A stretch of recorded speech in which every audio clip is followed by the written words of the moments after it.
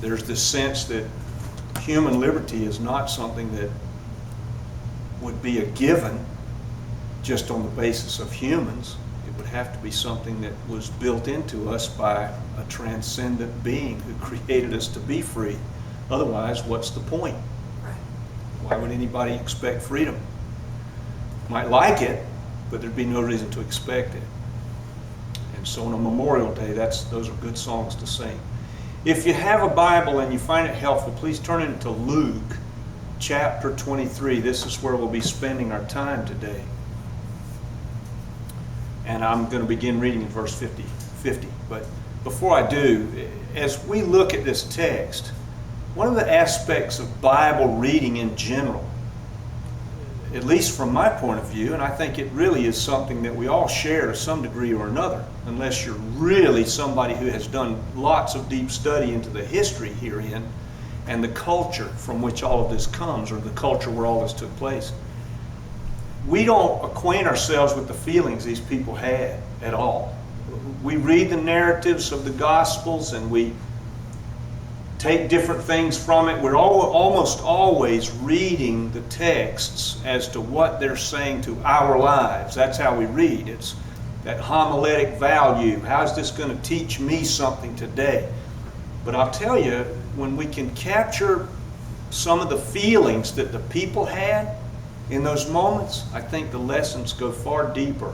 Think of them, if you can, place yourself in this grid. Let's do that today. Their leader has died. He's gone. 3.5 years, all of the disciples, the 12, and then all the peripheral disciples, the women who had followed Jesus, all these families that are connected with that, everything they believed is in ruin. It's just in ruin. So think of something in your own life. This is how I tried to think about this as I was preparing for this sermon. I thought, is there something or some things in my life where I came to a moment and something happened and everything was different after that, and I knew it. And there was nothing I could do to put myself behind that and reconfigure life so that that didn't happen. It was done, and I could not fix it. I couldn't repair the damage. I couldn't straighten it out. I remember a couple of things in my own life like that. That sense of just utter finality, it's over. I remember when my grandfather on my mother's side, who was not my blood grandfather, my mother's father had died when she was 12, so I never even knew him. And my grandmother had remained unmarried for, decades. And then she met this really nice guy who became my grandfather. He's the only one I ever knew. I remember being 4 years old and going into McCrory's and meeting, and I said, "You're going to be my granddaddy." That's what my mother said I said to him. I remember that. And I was. He was going to be my grandfather. Well, and he was a great grandfather. I mean, he was the nicest guy. I look back on him and I think I learned a lot about looking at life in a positive sense from my grandfather on my mother's side. But when he died, I wondered, did he know Jesus? I wasn't sure. And so I went to Grandma and asked her, and she said yes. But man, I woke up in the night with that sense. We were married. I woke up in the night with that sense of finality. Oh my gosh, he's dead, and I didn't tell him. Well, then the other time for me was, and I try to relate to something in your life like this now. I was at work. If you don't know how to do this, this won't make a lot of sense, but when you make aluminum covers for window frames and for door frames and for fascia boards and stuff like that, what you do is you put it in this machine called a brake and you bend it. And it forms the metal into the shape that you need to go around a window. Well, if you come down a fascia board like this, you've got a return at the bottom. So that bend has to be cut out of the way so that the aluminum can go past it. If you go out here and look at some of these on this building, you'll see that. Well, in order to get that piece off, you have to slice it with a utility knife, which cuts the aluminum, and then you just bend it over a couple of times and it comes off. Well, I had already cut this piece. And you hold the piece in your hands like this, and you run that knife through it really hard, and it was already cut. And I ran it through all 3 of these fingers, and I cut him so deep that I cut the nerve in this one finger, and it's permanent. The numbness is still there, but I thought I'd cut my fingers off. That sense of finality, try to capture that in your own life in any way you can as we look at this text here today. In Luke chapter 23, I'll begin reading in verse 50. There was a man named Joseph who was a member of the Sanhedrin, the council, and he was a good and righteous man. He'd not consented to the plan of action that the council had taken. He was from the Judean town of Arimathea and was looking forward to the kingdom of God. He went to Pilate and he asked Pilate for the body of Jesus. He took it down, wrapped the body in a linen cloth, and placed it in a tomb that was cut out of the rock where no one had yet been buried. It was the day of preparation, but the Sabbath was beginning.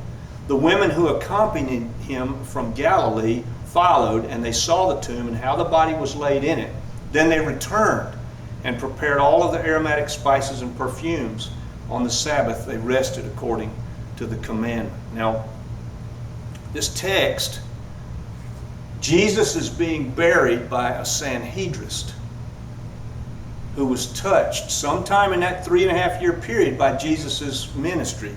Somehow this guy had been changed by this such that he wanted to do the right thing by Jesus. And this is significant because in the Roman system, if you were a criminal condemned to crucifixion, you were not buried.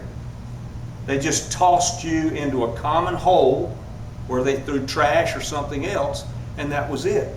So that Jesus was taken down by Joseph was significant because Joseph wanted to make sure that that didn't happen to Jesus. The other 2 criminals, for all we know, they were tossed into that common hole. Some were tossed if they were crucified in Jerusalem or in Judea. They might be tossed into the valley of Hinnom where they burned the trash. That's just the way it was. And so he wanted to make sure this wouldn't happen, or people would be left on the cross for weeks and the wild animals would just eat them eventually, and their bodies would just be hanging there as the wild animals had their way. Didn't want that to happen to Jesus, so Joseph of Arimathea goes and asks Pilate for Jesus' body. You'll notice something here, that they didn't do anything with Jesus' body other than put it in the tomb. There's a reason for that, all right? They didn't have time. Jesus is crucified around noon. Jesus is on the cross till 3 or 4 o'clock in the afternoon. The Sabbath starts at 6 on Friday, the Jewish Sabbath, and they can't do any work. So all they had time to do was to put Jesus' body in the tomb, and the women had time to go get the spices and all of the things, but they couldn't apply them. That's very significant because of what happens in a few days. So this guy Joseph, to me, is like a tragic figure here. He is tragic. The finality of all of this for him has just got to be punishingly difficult. Think about it. He's a Sanhedrin. He's not a Sanhedrin, a Sanhedrist. He's one of those who sits on the Council of 70 who make all of the legal decisions about things like whether or not a criminal is going to be condemned to death. Now you remember, I hope you do, that there were rules for the Sanhedrin. If the 70 would assemble, if a person was to be condemned to death, all 70 had to unanimously agree to it, and they wouldn't agree to it in that session. They would all go home and go to sleep and come back the next day. And after they'd slept on it, if they still felt like the person should be condemned to death, they would be condemned to death. Further, if one person spoke up for the accused, it changed everything. Now think about Joseph. Was he there? Was he on the council? Remember, they didn't assemble the whole council. The whole Sanhedrin was not there. That's what made this trial illegal in Jewish jurisprudence. It was not, you couldn't condemn somebody on the basis of a partial Sanhedrin assembly. You could not do that, and they did. So maybe Joseph wasn't there, but think about if he was. He didn't speak up. All it takes is one to speak up. In Mark's gospel and in Luke's recording of this, you'll notice in the Sanhedrin moment where Jesus is before them, nobody speaks up for Jesus. So he's left there. And John says in chapter 19 of his gospel that Joseph of Arimathea was a secret disciple. So there's something going on here. This speaks to me, to us, especially in this denomination. And I want to stop here for just a minute because I think this is important. We in the Baptist tradition, I don't know that much about other denominational traditions where it touches this, but we have this idea that if a person becomes a follower of Jesus, they should go forward and make some kind of public announcement in front of everybody, right? That public profession, and it's biblical. If you're ashamed of me before people, I'll be ashamed of you before the Father. I understand all of that. But we make it some kind of weird rule. Now think a bit of this for just a moment. Go back to you don't turn there, but think about 2 Kings chapter 5 and Naaman, a Syrian. He's a Syrian. He becomes converted, right? He comes to Elisha. He's looking for Elisha to do the Harry Potter thing and heal him of leprosy, and Elisha sends the servant out, Gehazi, and Gehazi says, go dip in he said, my master says, go dip in the Jordan 7 times, you'll be healed. And Naaman is furious. Why didn't he come out? Why didn't he come out that was in the Middle East, you're supposed to come out of your house. When a guest comes, you're not supposed to send the servant out, you're supposed to come. So he's been offended, but he says, you know what? One of his soldiers was smart and said, if he'd asked you to do something difficult, you would have done it. Why don't you just go try it? So Naaman does. He goes and dips in the Jordan River 7 times. He's healed of leprosy.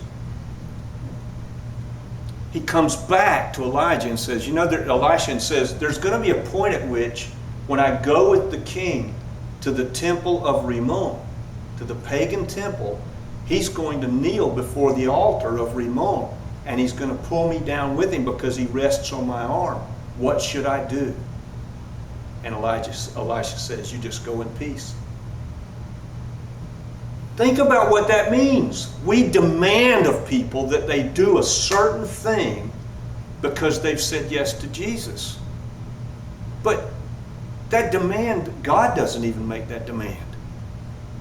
Right? God has the grace to say, you'll come around. You will become the person I want you to be because you've said yes to me. But it doesn't have to be all at once. We don't have to do everything at once. Well, this is where I see Joseph, a secret follower who's not yet ready to do everything at once. If he was on the council that day, maybe he did remain silent as a Sanhedrist because he couldn't risk everything he was in order to speak up for Jesus. But he's not a secret disciple anymore. Do you think in a small community like that everybody didn't know that Joseph went and took Jesus' body off the cross? Oh yes, they all knew. Joseph, you mean you went to this imposter who we had crucified as a criminal and you took his body down to do the right thing by him? What's the matter with you? So he's exposed. And think of how hopeless he would feel. He has to feel like I could have prevented all of this.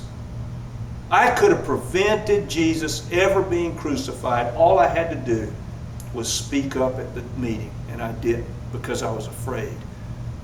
And now this innocent man that Joseph admired as a teacher is dead. That's fine. I mean, in these people's minds, it's over. It is over. Now, these things tell me something historically. Number one, they tell me that you can just put to bed the idea that Jesus didn't die. We can just forget that. There are people that think that. Islam teaches that Jesus didn't go to the cross and die. And there's a whole group of people who say that Jesus just expired to the point that people thought he was dead, but when they got him back into the tomb where it's all cool and moist, somehow he revived. Well, even if we grant that, after the beating he had taken, I doubt anybody would think that this is the Lord of the universe come back to life when this beaten, bloodied, scarred up body comes waddling out of this tomb half dead. Nobody's going to worship him. So this idea that Jesus didn't die, I think we could just set that aside. Joseph of Arimathea wasn't going asking for a body that wasn't dead. And you see this desperation here in the moments. It's come to the part of the afternoon where they just don't have time to do all the stuff they want to do. The women can't get to Jesus to dress the body because the time has run out. All they can do is get the spices together, and now they've got the whole Sabbath to do nothing but reflect on the fact that everything they believed is over. It's over. I mean, look, we have funerals, right? Everybody in this room has been to a funeral.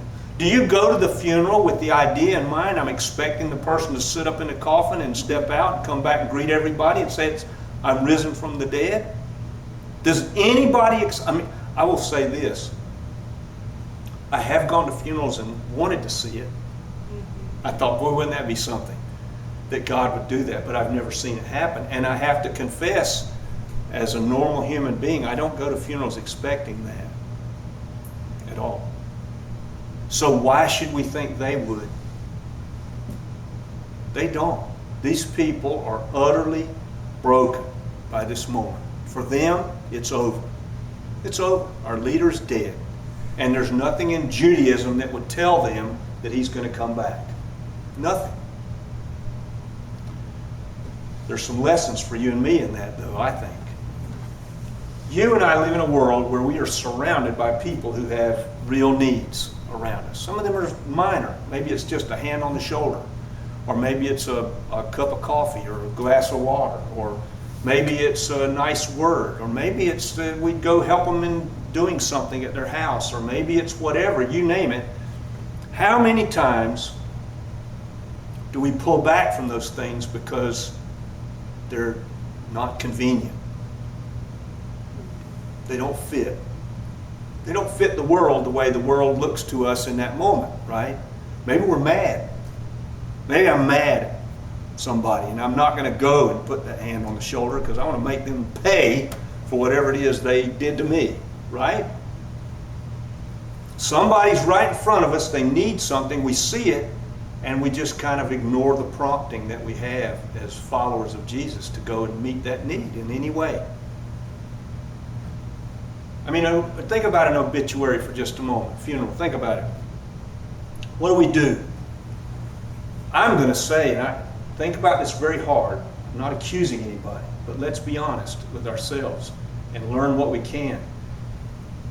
A funeral and all of the obituary and penance is a kind of a penance, is it not? It's the obituary and all the nice things, the flowers, the cards, the attendance, everything is kind of saying, I didn't really invest in the person while they were alive, but I want to go overboard now because they're gone. And we're compensating for something that we didn't do when we had the chance. So we paste over all that with all kinds of flowers and nice things to say and sentiments. Everything the person ever did that we see as negative, we forget about, and we only focus on the good. It's an unreal thing that we're doing. Why? Because all of us, I'll admit it, all of us go through this world with all sorts of, especially after we say yes to Jesus, all sorts of opportunities to be salt and light for somebody. Every day. Every day. And we miss them, neglect them. They're inconvenient. Isn't it funny? It's not funny. Isn't it interesting that the people we say we love the most usually get the least of the salt and the light? Why is that? Well, easy. I can explain it. I can kick a puppy, and the puppy 5 minutes later will wag its tail and come back to me. It's like that with people we say we love. They're the easiest ones to hurt because they love us, and we'll get past it. And herein, to me, is the distortion we live in. We come to church, we read books, we take in journals, we listen to songs, we read devotionals, we do all kinds of things trying to feed this right desire we have to be different people. I agree with all that. And yet, we go back to our normal lives, and most of it evaporates. And those chances to be salt and light we miss. Look at the disciples. We wonder why we're not changed by what we saw and heard. The 12 weren't changed. Jesus is dead. There's no expectation here for them of anything. They don't know what's going to happen. They're just mourning the fact that this person who loved them and that they loved has been crucified and as a criminal, and all of that piles on that makes it so hard for them in this moment. Look at Joseph. It took Joseph seeing Jesus die to give him that impetus to expose himself as a follower of Jesus. He had to see him die before he was ready to say, I'm a disciple. And he does that by going and taking down the body. He wasn't willing to risk who he was until he saw Jesus die. Wow! So what about us? What is it going to take that you and I will get to the place where we're willing to risk whatever it is we think is worth risking or not to please God when we're given the opportunities? Think of it this way, though. It's a positive, not a negative. Remember if you can, when you first realized that you knew Jesus, that you first came to that place where you surrendered to Him and you knew it. I can't speak for anybody but Rip, but I can remember the whole world looked different to me because there was a relief, a tremendous relief that I was now right with God. All of the baggage behind me was gone, and I could look at the world in a fresh way that was unavailable to me when I was carrying all of the baggage of all the wrongdoing and everything that I'd ever done. It was gone behind me, and everything was new. That happens every time you and I take the opportunity to do the right thing because God has prompted us. We can have that feeling constantly as we move through this world as a reward for the fact that we've heard God's voice and done the right thing. I think that's worth thinking about. I don't know where everybody is today, but if I've said anything that you have a question for me or you want to pray with me or speak with me after the service, I'll be available as we close. We have a hymn on turn to number 330.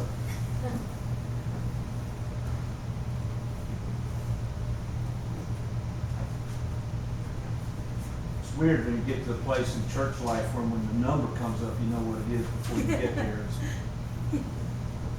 This is one of those.